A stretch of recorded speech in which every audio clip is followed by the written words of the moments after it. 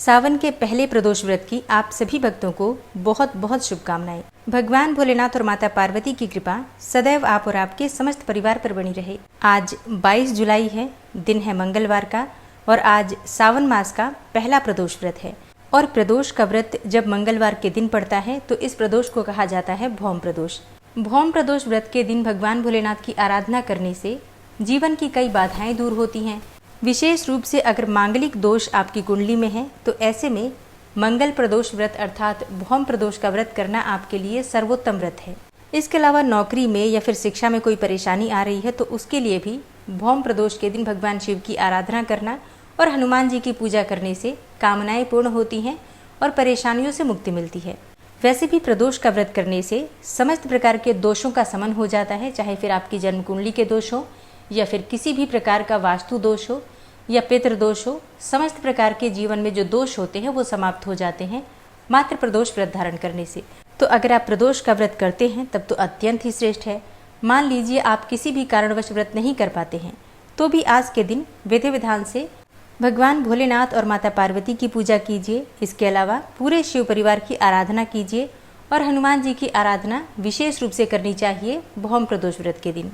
आज की वीडियो में आप सुनेंगे भौम प्रदोष व्रत की कथा, लेकिन इससे पहले जानते हैं कि भौम प्रदोष का पूजा का शुभ मुहूर्त क्या है और प्रदोष की तिथि अर्थात त्रयोदशी तिथि कब प्रारंभ हो रही है, कब समाप्त हो रही है और व्रत जो आप धारण कर रहे हैं तो किस प्रकार से आपको आज के दिन भगवान भोलेनाथ की आराधना करनी चाहिए। ठीक है, तो पूरी वीडियो को अंत तक जरूर देखिए। चलिए सबसे पहले जानते हैं कि त्रयोदशी तिथि कब प्रारंभ होगी, कब समाप्त होगी और प्रदोषकालीन पूजा का शुभ मुहूर्त क्या है।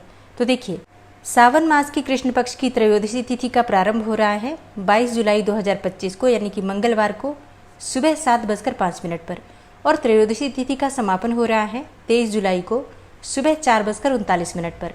तो प्रदोषकालीन तिथि के अनुसार 22 जुलाई 2025 को मंगलवार के दिन ही प्रदोष का व्रत धारण करेंगे। प्रदोष व्रत के दिन सूर्योदय काल का समय रहेगा सुबह 5:37 पर और सूर्यास्त का समय होगा शाम को 7:18 पर। अभिजीत मुहूर्त दोपहर में 12 बजे से 12:55 तक। और बात करें राहु काल की तो राहु काल 3 बजे से लेकर मतलब दोपहर में 3 बजे से 4:30 तक। राहु काल में कोई भी शुभ कार्य नहीं करना चाहिए और अभिजीत मुहूर्त में आप कोई भी शुभ कार्य कर सकते हैं, क्योंकि अभिजीत मुहूर्त भगवान श्री हरिविष्णु को अत्यंत प्रिय होता है। बात करें प्रदोषकालीन पूजा के शुभ मुहूर्त के बारे में तो देखिए, प्रदोषकालीन पूजा का शुभ मुहूर्त आपको प्राप्त हो रहा है 22 जुलाई 2025 को शाम को 6:45 से रात्रि 8:30 तक। और हाँ, इस दिन एक बहुत ही श्रेष्ठ और शुभ मुहूर्त आपको प्राप्त हो रहा है जो कि सुबह है द्विपुष्कर योग। द्विपुष्कर योग में कोई भी शुभ कार्य आप करते हैं तो उसका दुगना फल आपको प्राप्त हो रहा है।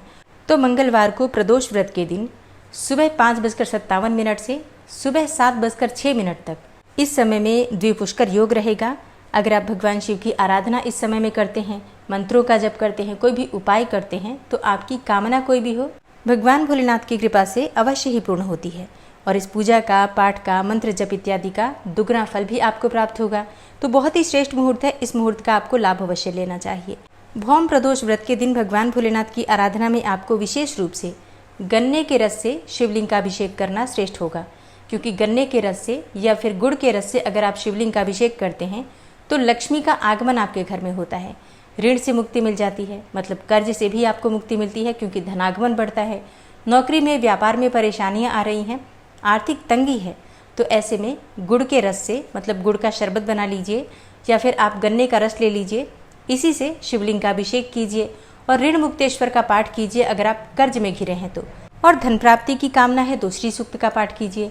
ठीक है, तो अपनी इच्छा के अनुसार आप मंत्र जप कर लीजिए और भगवान भोलेनाथ की आराधना कीजिए। निश्चित ही शिव जी की कृपा से सभी कामनाएं पूर्ण होती हैं। विशेषकर अगर आपको संतान प्राप्ति की कामना है तो पति पत्नी दोनों मिलकर भगवान भोलेनाथ की आराधना प्रदोष काल में कीजिए। अगर संभव हो तो दोनों पति पत्नी व्रत धारण कर लीजिए, नहीं तो वैसे भी पूजा कर सकते हैं। शाम को शुद्ध होकर स्नान इत्यादि करके और शिवलिंग का अभिषेक कर लीजिए। इसके लिए आप घर में भी चाहें तो पार्थिव शिवलिंग बना सकते हैं या फिर घर के आसपास कोई मंदिर हो तो मंदिर भी जा सकते हैं।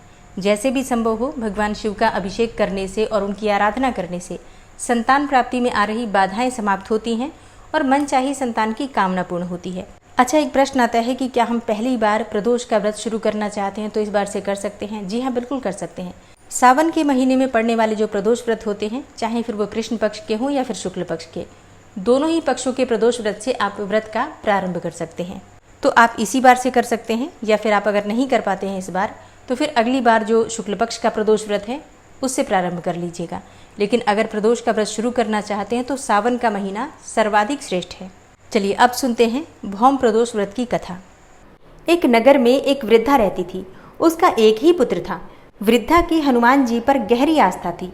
वह प्रत्येक मंगलवार को नियम पूर्वक व्रत रखकर हनुमान जी की आराधना करती थी। एक बार हनुमान जी ने उसकी श्रद्धा की परीक्षा लेने की सोची। हनुमान जी साधु का वेश धारण करके वृद्धा के घर गए और पुकारने लगे, है कोई हनुमान भक्त जो हमारी इच्छा पूर्ण करे? पुकार सुनकर वृद्धा बाहर आई और बोली, आज्ञा महाराज। हनुमान जी, जिन्होंने साधु वेश धारण कर रखा था, बोले, मैं भूखा हूँ, भोजन करूँगा, थोड़ी जमीन लीप दे। वृद्धा दुविधा में पड़ गई। अंततः हाथ जोड़कर बोली, महाराज, लीपने और मिट्टी खोदने के अतिरिक्त आप कोई दूसरी आज्ञा दें, मैं अवश्य पूर्ण करूँगी। साधु ने 3 बार प्रतिज्ञा कराने के बाद कहा, तू अपने बेटे को बुला, मैं उसकी पीठ पर आग जलाकर भोजन बनाऊंगा। यह सुनकर वृद्धा घबरा गई, परंतु वह प्रतिज्ञाबद्ध थी। उसने अपने पुत्र को बुलाकर साधु के सुपुर्द कर दिया। साधु वेशधारी हनुमान जी ने वृद्धा के हाथों से ही उसके पुत्र को पेट के बल लिटवाया और उसकी पीठ पर आग जलवाई। आग जलाकर दुखी मन से वृद्धा अपने घर में चली गई। इधर भोजन बनाकर साधु ने वृद्धा को बुलाकर कहा, तुम अपने पुत्र को पुकारो ताकि वह भी आकर भोग लगा ले। इस पर वृद्धा बोली, उसका नाम लेकर मुझे और कष्ट न पहुंचाओ।